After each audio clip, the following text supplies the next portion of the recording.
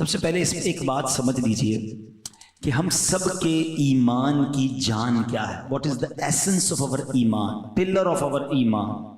ایمان کمپلیٹ کب جا کر ہوتا ہے؟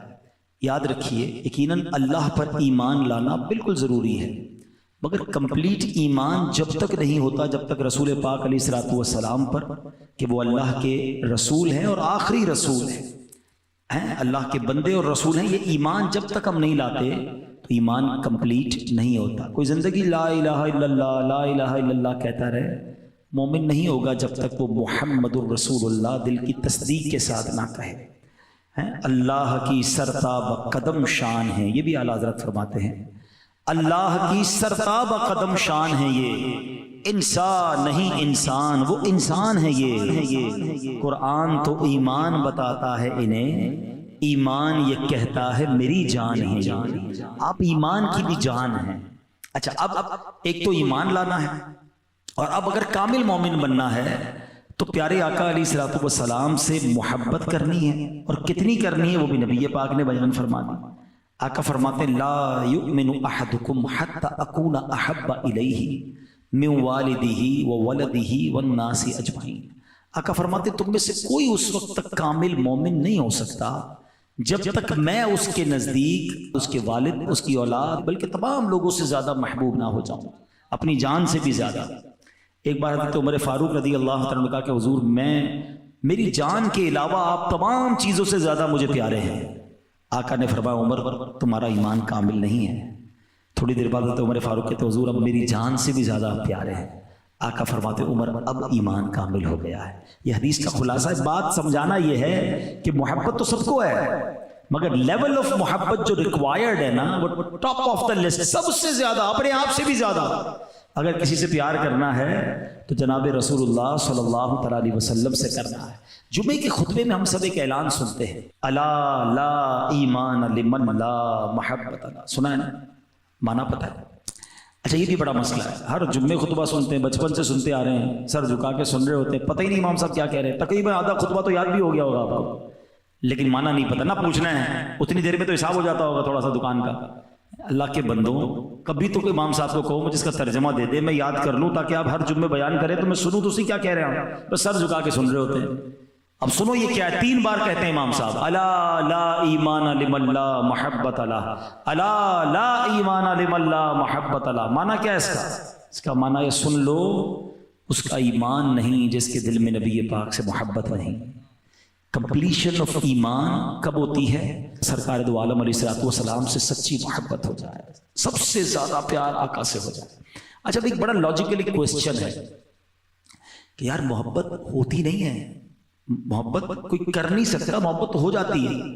کوئی کسی کو کہے اس سے فلاں سے محبت کرو, بعض اوقات بھائی زندگی پر ساتھ رہتے ہیں مگر محبت نہیں ہوتی. محبت تو خود ہی ہوتی ہے, بندے کے اندر کوالٹی ہوتی ہے جس سے محبت ہوتی ہے. زبردستی کسی سے پیار نہیں ہو سکتا, ٹھیک ہے نا. آپ کا یار دونوں آپ آج سے ایک دوسرے سے محبت کرنے لگ جاؤ, بھائی ایسے کیسے ہوگا؟ میرا دل اس کی طرف راغب ہوگا تو میں پیار کر لوں گا, تو میں محبت کر لوں گا. اٹس ناٹ میرے اختیار میں نہیں ہے کہ میں آپ کے کہنے پر کسی سے پیار کر لوں. تو ہو سکتا ہے کسی کے ذہن میں سوال آئے کہ جناب یہ کیسا حکم ہے کہ نبی پاک سے محبت کرو اور محبت بھی سب سے زیادہ کرو؟ تو محبت تو خود سے ہی ہوتی ہے. محبت ڈیلیبریٹلی نہیں کی جا سکتی, انڈیلیبریٹلی ہو جاتی ہے, بغیر دانستہ ہو جاتی ہے. تو اب تو یہ کوسچن کریٹ ہو گیا. تو چلو آج ایک اور پیرائے میں سمجھتے ہیں کہ کسی انسان سے محبت ہوتی کیوں ہے. What is the reason to be in love any بڈی؟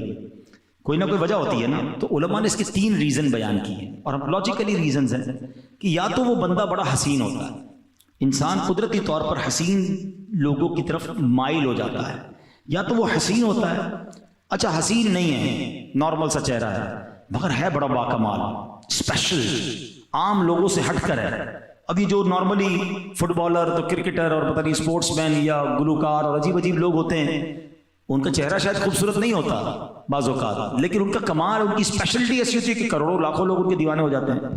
تو دوسرا ریزن پتا کیا چلا کہ ایک تو حسین سے پیار ہو جاتا ہے, یا ایک باکمال سے ہو جاتا ہے. اچھا, تیسری ایک اور کیٹیگری بھی ہے کہ باکمال بھی نہیں ہوتا, حسین بھی نہیں ہوتا, لیکن اس کے احسان بڑے ہوتے ہیں, وہ کیئرنگ بہت ہوتا ہے, وہ خیال بڑا رکھتا ہے. بندہ کہتا ہے نہیں یار یہی میرا سب کچھ ہے یار, جب موقع آتا ہے یہی کھڑا ہوتا ہے, پیار ہو گیا اس سے, دل لگ گیا.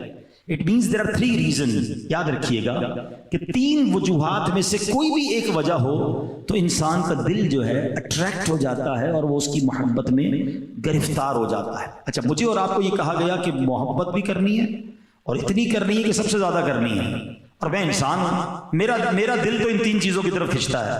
اب آؤ ان تینوں چیزوں کے پیرائے میں ہم دیکھتے ہیں کہ جناب رسول اللہ صلی اللہ تعالی علیہ وسلم ان 3 کیٹیگریز میں ان کی شخصیت کیسی ہے.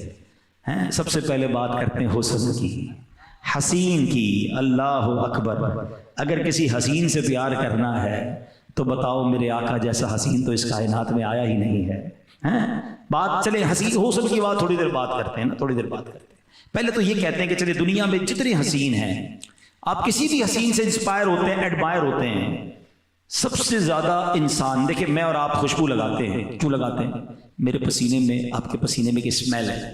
ہم چاہتے ہیں یار یہ پسینہ جو ہے نا کسی کو تکلیف نہ دے, یا تو مجھے نہ دے یا کسی کو نہ دے. جس بھی حسین سے تم پیار کرتے ہو نا اس کے پسینے میں بو آتی ہے, اور میں جس حسین کی بات کرنے آیا ہوں اس کا پسینہ مشک سے زیادہ خوشبودار ہے.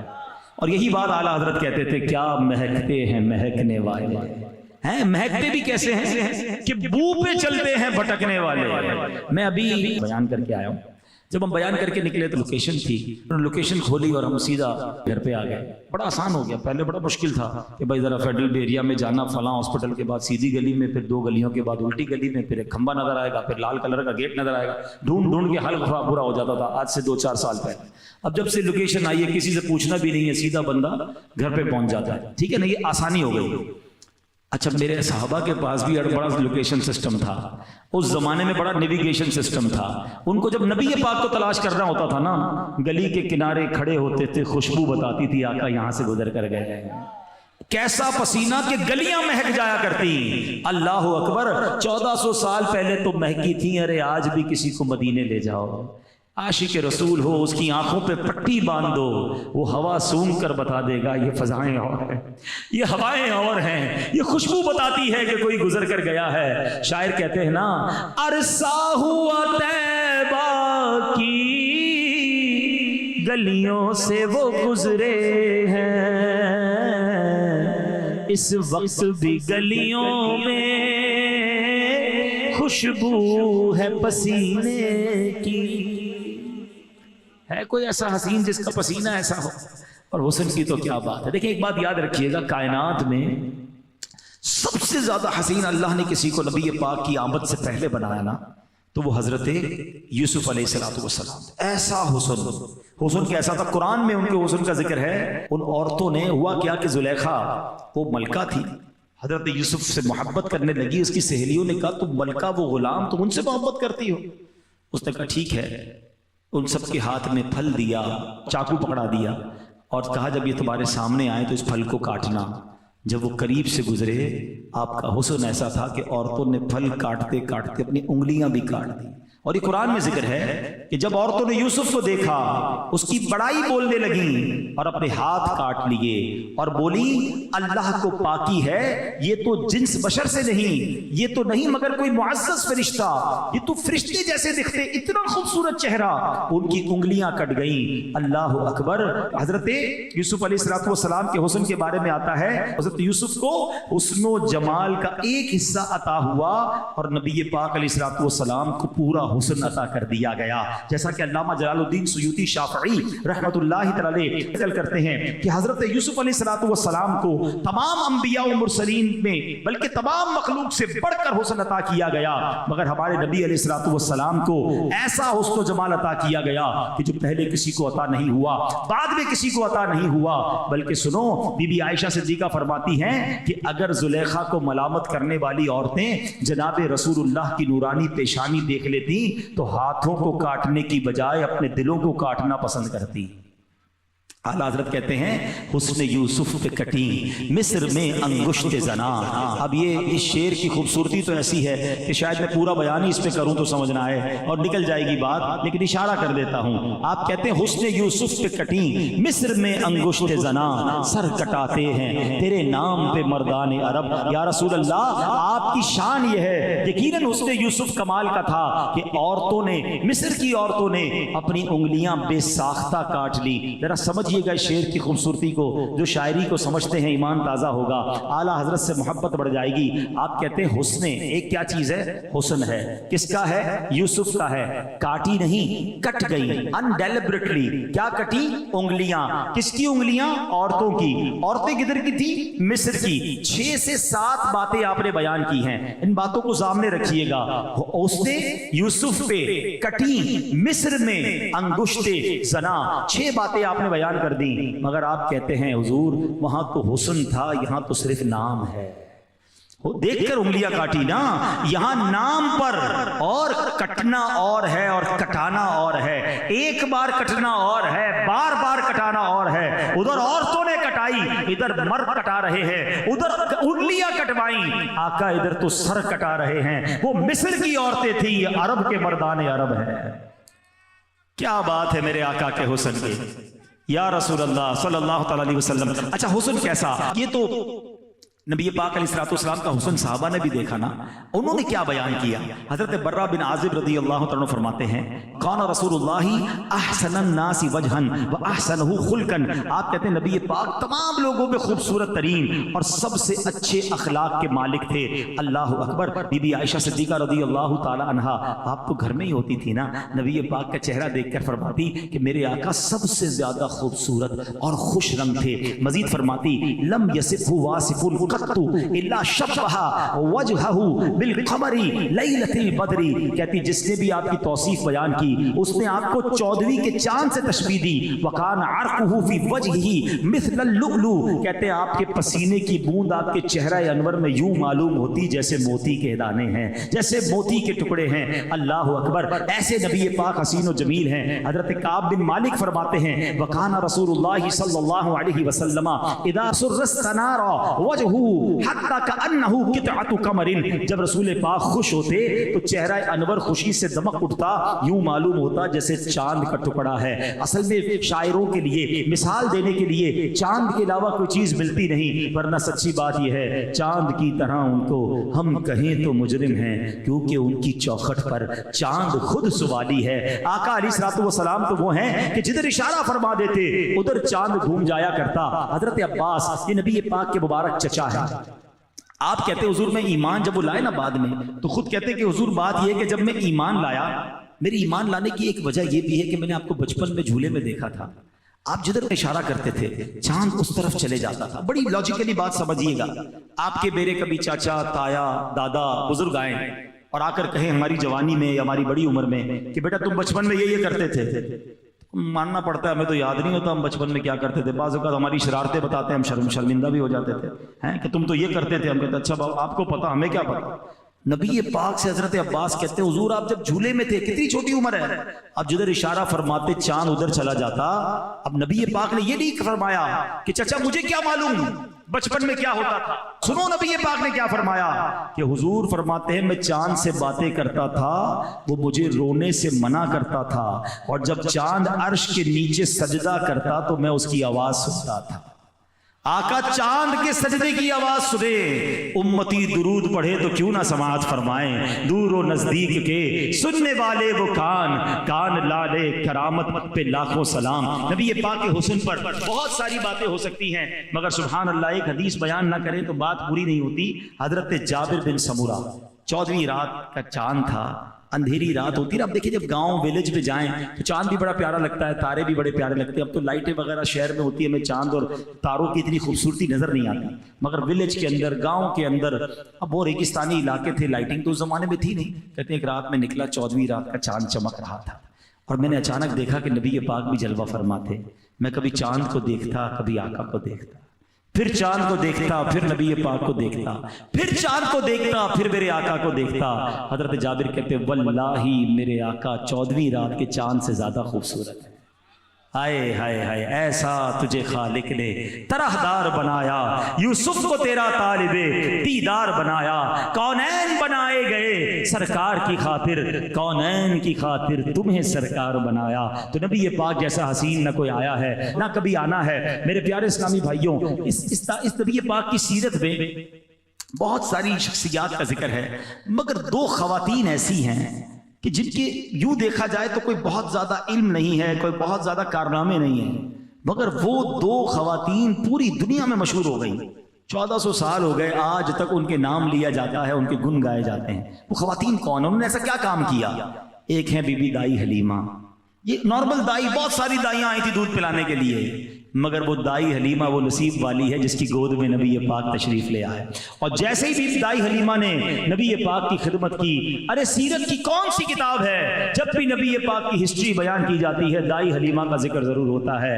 یہ کہتی تھی گھر گھر میں جا کر حلیمہ، میرے گھر میں خیر الورا گئے ہیں، بڑے اوج پر ہے میرا اب مقدر، میرے گھر میں نور خدا گئے. بڑے کمال کے واقعات بی بی حلیمہ سعدیہ کے کہ جو اونٹنی آتے آتے تو پیچھے رہ جاتی ہے، آقا کو لے کر جا رہی ہے تو وہ اونٹنی سب سے آگے ہے، بکریوں کے تھن بھر جاتے ہیں، بکریاں فربا ہو جاتی ہیں، رات بھر جھونپڑی سے روشنی کی کرنیں نکلتی ہیں. گاؤں والے پوچھتے حلیمہ یہ ہو کیا گیا ہے، تم رات بھر چراغ جلاتی ہو؟ کہتی تھی چراغ تو نہیں جلاتی، نور والے چہرے والا بچہ لے آئی ہوں، ساری رات گھر چمکتا رہتا ہے، بکریاں فربا ہیں. اور جناب بی بی حلیمہ سعدیہ کی تقدیر جاگ گئی. ایسی ایک اور خاتون ہے، اللہ اکبر، اس خاتون کے نصیب بھی کیسے جاگے.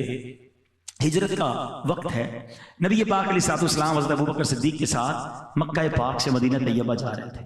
اچھا یہ وہ وقت تھا کہ جس میں کفار تلاش کر رہے تھے، گرفتار کرنا تھا، انٹرسپٹ کرنا تھا، باقاعدہ فوجیں روانہ کی گئی تھی کہ جو ان کو گرفتار کرے گا اسے 100 اونٹ تحفے میں دیے جائیں گے. تو جناب کافی لوگ نکل پڑے تھے کہ کسی طرح پیارے آقا کو تلاش کیا جائے اور معاذ اللہ مدینے جانے سے روکا جائے. اب اسی دوران راستے میں سفر کرتے کرتے کرتے ایک خیمہ نظر آیا. اس خیمے میں ایک خاتون تھی اور وہ خاتون کا کام ہی کھانا وغیرہ مسافروں کو بیچنا تھا. تو پیارے آقا علیہ السلام اور حضرت ابوبکر صدیق ان کے گھر گئے اور پوچھا کچھ کھانے کو ہے؟ تو کہا کھانے کو تو کچھ بھی نہیں ہے.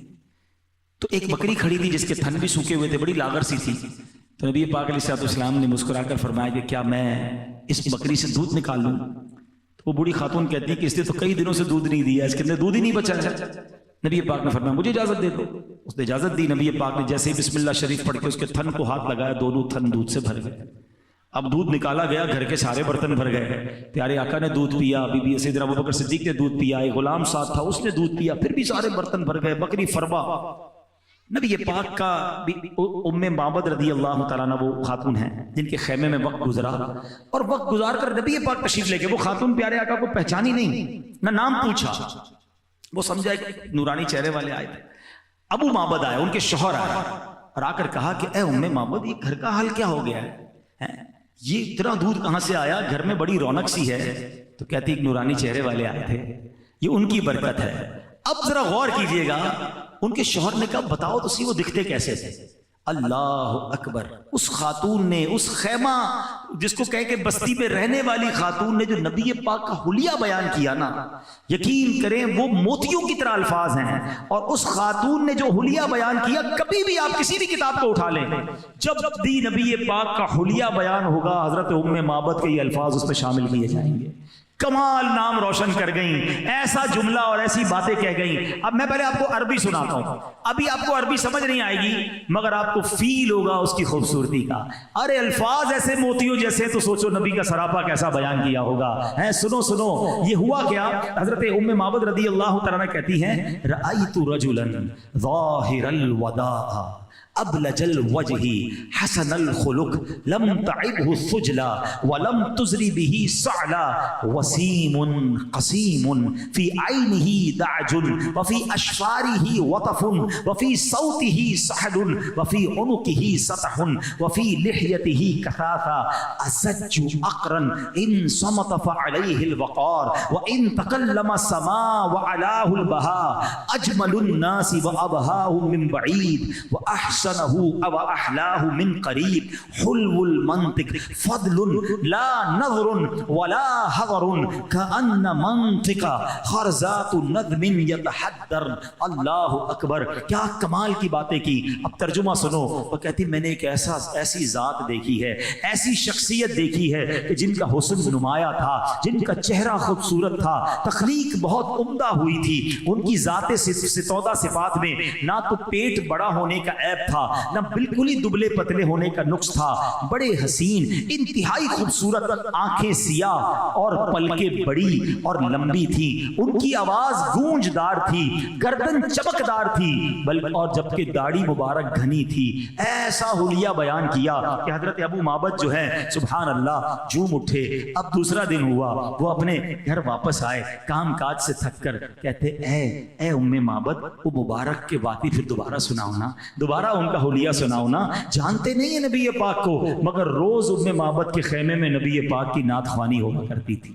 انہوں نے نام رکھا تھا مبارک کہ ذرا مبارک کی باتیں تو سناؤ. اور وہ باتیں سناتے، ایک دوسرے سے نبی پاک کا حلیہ سنتے تھے. اور اللہ اکبر، مورخین نے لکھا کہ پھر یہ دونوں مدینہ پاک بھی حاضر ہوئے بعد میں جا کر، اور نبی پاک کے ہاتھوں ایمان بھی قبول کیا. تو کہنے کا مقصد یہ ہے کہ جس نے بھی آقا کا چرچا، آقا علیہ السلام کا نام لیا، نبی پاک کے گن گائے، اللہ نے اس کے ناموں کو بلند کر دیا. یہ خیمہ میں رہنے والی خاتون ہیں، مگر آج ہم ان کا نام بھی لے رہے ہیں، ان کا ذکر بھی کر رہے ہیں، کیونکہ انہوں نے اپنے نام کو جوڑا نبی پاک سے، انہیں ذکر کیا پیارے آقا علیہ السلام کا. شاعر کہتے ہیں نا، ان کے جو غلام ہو گئے وقت کے امام ہو گئے، نام لیوا ان کے جو ہوئے ان کے اونچے نام ہو گئے. جس نے نبی پاک کا نام لیا، عزت کے ساتھ لیا، احترام کے ساتھ لیا، اللہ نے اس کے نام بھی اونچے کر دیے. پھر آتا ہوں اپنے ٹاپک کی طرف کہ اگر واقعی کسی حسین سے محبت کرنی ہے تو میرے آقا جیسا حسین دنیا میں کوئی نہیں آیا. بلکہ سچی بات یہ ہے، حسن تو کامل جب ہوتا ہے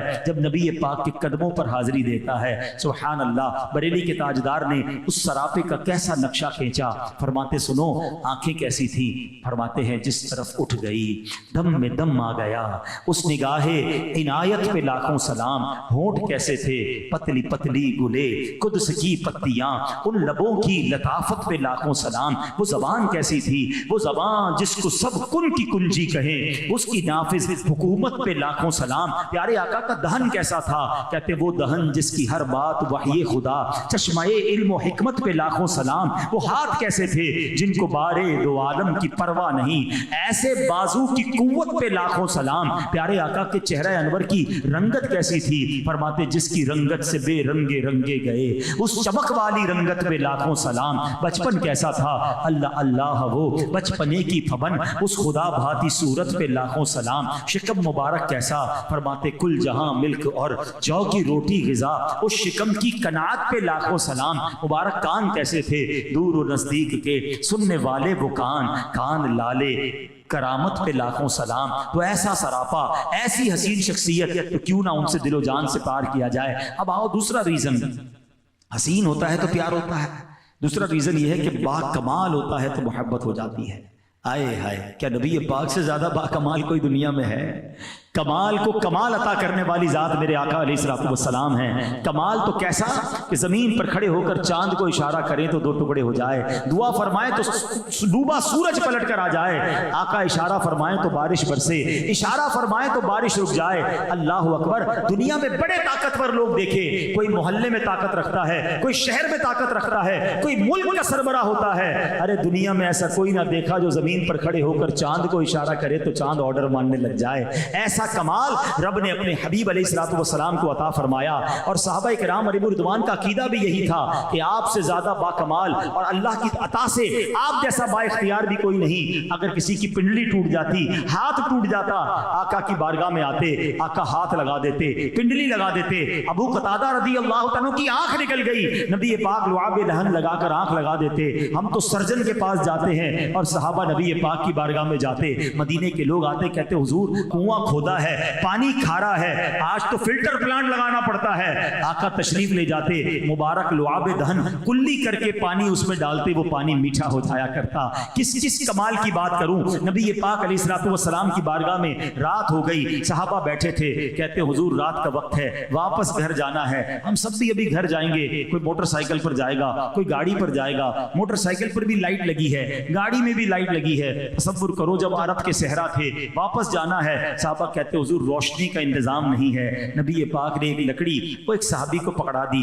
اور جیسے ہی ہاتھ لگایا وہ ٹارچ کی طرح روشن ہو گئی, اس سے نور نکلنے لگا. دونوں صحابی ڈنڈی پکڑ کر اپنے گھر کی طرف جانے لگے. جیسے آگے گئے, ایک جگہ ایسی آئی, ایک صحابی کا گھر رائٹ, دوسرے صحابی کا گھر لیفٹ کی طرف تھا. لکڑی ایک تھی, ایک صحابی لے جاتے, دوسرے گھر کیسے جاتے؟ صحابہ کا عقیدہ دیکھو, ایک اور ڈنڈی اٹھاتے ہیں, اس لکڑی سے لگاتے ہیں, دوسری بھی روشن ہو جاتی ہے.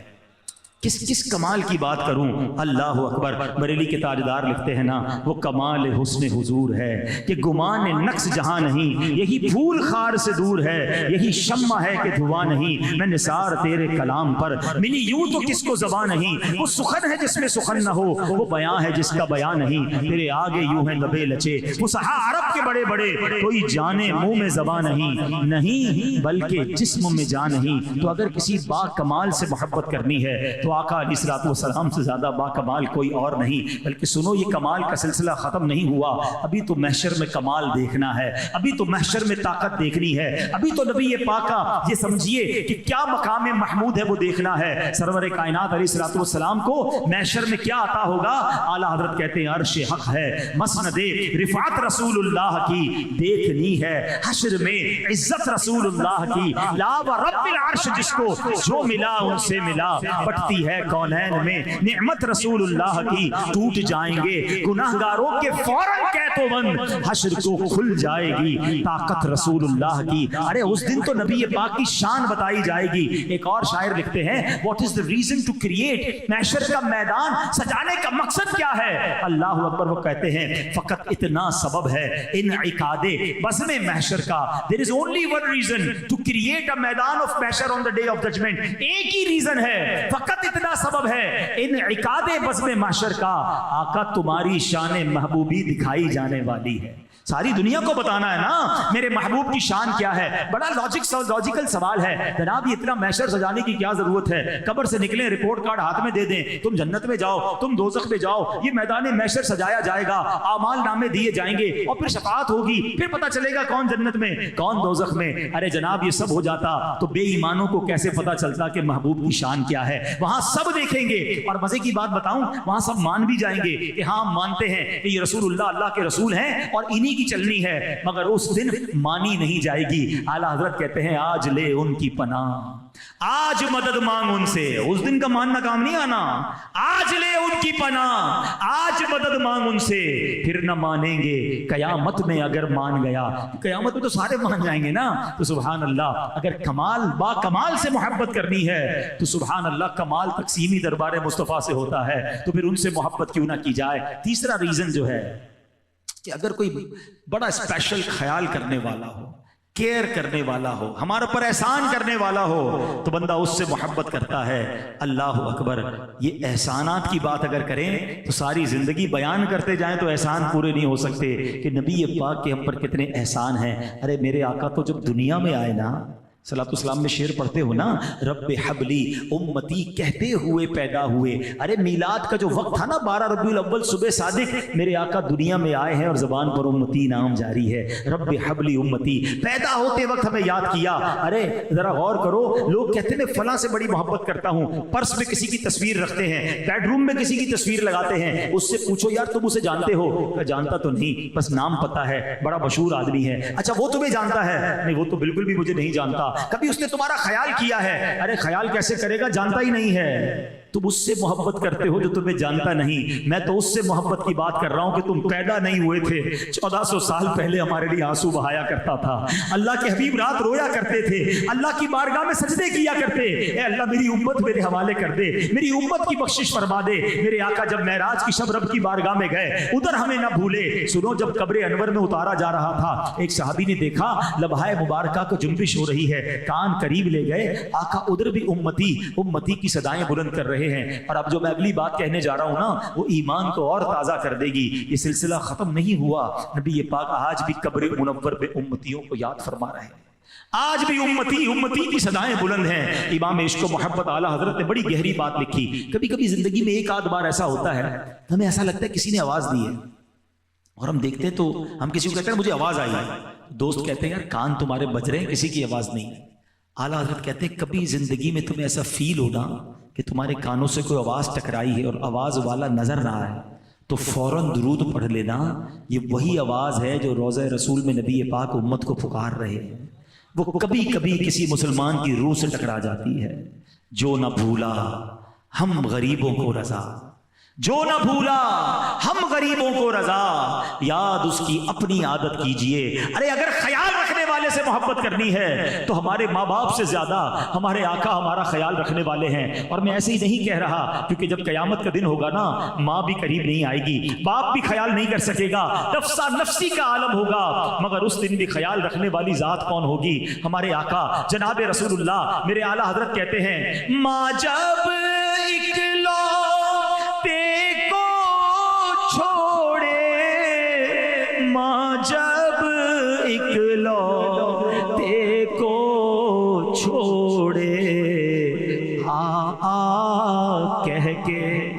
بلاتے یہ ہیں صلی اللہ علیہ وسلم۔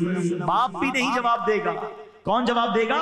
باپ جہاں بیٹے سے بھاگے، باپ جہاں بیٹے سے بھاگے، لطف وہاں فرماتے یہ ہیں صلی اللہ علیہ وسلم۔ ادھر تو گناہ کھلیں گے نا، گناہگار پریشان ہوں گے، محسن سے پیار کرنا ہے نا۔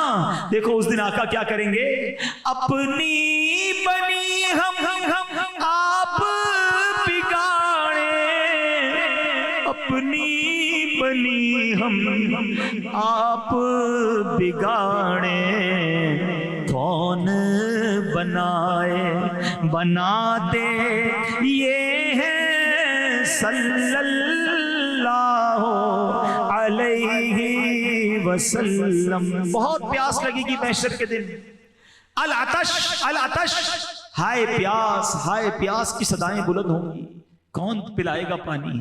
حوض کوثر کس کو عطا ہوگا؟ ٹھنڈا ٹھنڈا میٹھا میٹھا، ٹھنڈا ٹھنڈا اور میٹھا میٹھا، پیتے ہم ہیں پلاتے یہ ہیں صلی اللہ علیہ وسلم۔ تو پتہ کیا چلا کہ اگر وہ تینوں ایسپیکٹ، وہ تینوں وجوہات جس کی وجہ سے کسی سے پیار ہوتا ہے، یہ ایسے ہی نہیں کہا گیا کہ نبی پاک سے سب سے زیادہ پیار کرو، ان تینوں چیزوں میں جو عرفہ و اعلیٰ ٹاپ آف دا لسٹ شخصیت ہیں وہ کوئی اور نہیں جناب رسول اللہ صلی اللہ تعالیٰ علیہ وسلم ہیں۔ پھر بھی جو ان سے والہانہ پیار نہ کرے، سب سے زیادہ محبت نہ کرے، تو وہ کیسا مومن ہو سکتا ہے؟ تو اے میرے پیارے اسلامی بھائیوں، یہ ربیع الاول جو ہے نا، یہ میلاد کے اجتماع جو ہیں ہمیں نبی پاک سے اور جوڑنے آتے ہیں، کنیکٹ کرنے آتے ہیں۔ کنیکٹیوٹی میں کوئی لوز کنیکشن ہو گیا ہے تو پھر مضبوط کر لو۔ اب آپ کہیں نہیں جناب ہمارا تو کوئی کنیکشن لوز نہیں، ہم تو بڑا پیار کرتے ہیں، غلامی رسول میں موت بھی قبول ہے، یہ نعرہ ہر کوئی لگاتا ہے، مگر کیا محبت صرف نعرہ لگانے کا نام ہے؟ گھر میں صرف لائٹیں لگ گئیں، پرچم لگ گیا، میلاد کر لیا، نیاز پکا لی، لنگر کھلایا، بہت اچھی بات، یہ سارے کام اچھے ہیں، مگر یہ کام ہی کافی نہیں ہے، ٹھیک ہے نا؟ میں کہوں کہ میں جب جناب رسول اللہ سے بڑی محبت کرتا ہوں، جس سے محبت ہوتی ہے نا اس کی بات بھی مانی جاتی ہے۔ کبھی ایسا ہوتا ہے کہ میں محبت کسی سے کروں اور اس کی ایک بات بھی نہ مانوں؟ بلا تمثیل سمجھاتا ہوں، ایک بچہ آپ کو ملے اور کہے کہ جناب میں اپنے والد سے بڑی محبت کرتا ہوں، جب بھی ملے ایک ہی بات کہ میں اپنے ابو کا دیوانہ، میں ابو پر جان قربان کر دوں، تھوڑے دنوں بعد اس کے ابا آپ کو مل جائیں، آپ والد صاحب سے کہیں یار ہماری آپ کے بچے سے ملاقات ہوئی، بہت محبت کرتا ہے آپ سے، جب ملتا ہے آپ کی بات کرتا ہے، کہتا ہے میں ابو پر جان قربان کر دوں، اللہ اکبر، وہ والد کہے کہ ایک نمبر کا جھوٹا ہے، میری تو ایک بات بھی نہیں مانتا، میں جو کہتا ہوں اس کو الٹا ہی کرتا ہے، اب آپ کیا کہیں گے یار کیسا آدمی ہے, ہمیں کہتا ہے ابا سے محبت ہے, ابا پریشان ہے, ابا کی بات ہی کوئی نہیں مانتا. بلا تمثیل سمجھانے کے لیے ہم روز نعرہ لگا رہے ہیں غلامی رسول میں موت بھی قبول ہے, آقا میرے آقا پر جان قربان, مگر کیا جو نبی پاک نے فرمایا اس پر عمل ہو رہا ہے؟ ذرا غور کریں نا, پھر کیسی محبت ہے؟ صرف زبانی محبت. آقا فرمائے جعلت قرۃ عینی فی الصلاۃ, نماز میں میری آنکھوں کی ٹھنڈک ہے. یہ محبت کا نعرہ لگانے والا اس کی نمازیں قضا ہو رہی ہیں. نبی پاک فرمائے من غش فلیس منا, دھوکہ دینے والا ہم میں سے نہیں. اس کو ذرا سا موقع ملے تو جناب جھوٹ بولنے کے لیے تیار ہے, کسی بھی طریقے سے پیسے آنے چاہیے, کوئی بھی معاملہ کرنے کے لیے تیار ہے. حرام روزی کا نبی پاک نے منع فرمایا, ادھر ہر دوسرا آدمی حرام کمانے کے چکر میں ہے. سوچو نا, آقا سچی بات سکھائیں اور ادھر آقا کا عاشق کہلانے والا جھوٹ پہ جھوٹ بولی جا رہا ہو, زبان پہ گالیاں ہوں. یہ کیسی غلامی ہے؟ دیکھیے سچی محبت پتہ ہے کیا ہے؟ میں آپ کو ایک لاجیکلی آخری بات بیان ختم کر رہا ہوں. میں کس سے محبت کرتا ہوں نا, یہ بتانے کی ضرورت نہیں ہوتی, خود ہی سامنے والے کو پتہ چل جاتا ہے. اس کو میں ایگزامپل کے ذریعے سمجھاتا ہوں. آپ کو کوئی کبھی ایسے دوست ملتا ہوگا جو ہر تھوڑی دیر بعد اپنے بچے کی بات کرتا ہوگا, میرا بچہ ایسا, میرا بچہ ایسا, میرا بیٹا بڑا پیار. آپ کو تھوڑی دیر میں پتہ چل جائے گا یار یہ اپنے بچے سے بڑی محبت کرتا ہے, کیونکہ اس کی ہر تھوڑی دیر بعد بچے کی بات یہ کرتا ہے. ٹھیک ہے, اب میرے بارے میں کیسے کسی کو پتا چلے کہ میں کس سے محبت کرتا ہوں؟ مجھ سے کوئی بات کرے تو میری زبان پر نبی پاک کا ذکر ہو, میری زبان پیاری ہو, میری زبان سنت کے مطابق گفتگو کرتی ہو, مجھے دیکھے تو میرا سراپا بتا دے. آج کل تو پرابلم یہ ہے معذرت کے ساتھ, بعض اوقات کچھ نوجوانوں سے ملاقات کے بعد سوچ میں بندہ پڑ جاتا ہے یار سلام کرے کہ نہ کرے, پتہ نہیں مسلمان ہے کہ نہیں, کیونکہ اوپر سے لے کے نیچے تک مسلمانوں والی کوئی چیز ہی نہیں ہے, نہ چہرہ مسلمانوں والا, نہ لباس مسلمانوں والا. اچھا پھر بندہ کہتا ہے یار جسم میں تو کچھ نظر نہیں آ رہا, کچھ بات کرتے ہیں, بات سے پتہ چلے گا مسلمان ہے کہ نہیں. تو بات شروع کرے تو زبان پہ بھی کوئی مسلمانوں والی بات نہیں, نہ سلام ہے, نہ ماشاء اللہ ہے, نہ انشاءاللہ, ابے تبے تو تڑا گالم گلوچ. بندہ بولے یار باتوں سے بھی مسلمان نہیں لگ رہا, چلو گھر چلتے ہیں. گھر جائیں گے تو کوئی گھر پہ کوئی ایسی چیز نظر آ جائے گی جو مسلمانوں والی ہوگی, تو کمرے میں داخل ہو تو فلم ایکٹر کی تصویر ہے جناب, گھر میں بھی کوئی نظر نہیں آ رہا اسلام کی تصویر. مجھے بتاؤ نا یہ کیسی غلامی ہے نبی پاک کی کہ مجھے دیکھ کر, مجھ سے مل کر بھی نہیں پتا چل رہا میں کس کا امتی ہوں. مزہ پتہ ہے کیا ہے؟ مجھے تعارف نہ کرانا پڑے. بعض لوگ یقین کریں جب تک نام نہیں بتاتے پتہ نہیں چلتا مسلمان ہے. ہونا یہ چاہیے کہ مجھ سے نام کوئی پوچھے نہ پوچھے, مجھے دیکھ کر بتا دے یہ نبی پاک کا امتی جا رہا ہے, آقا کا غلام جا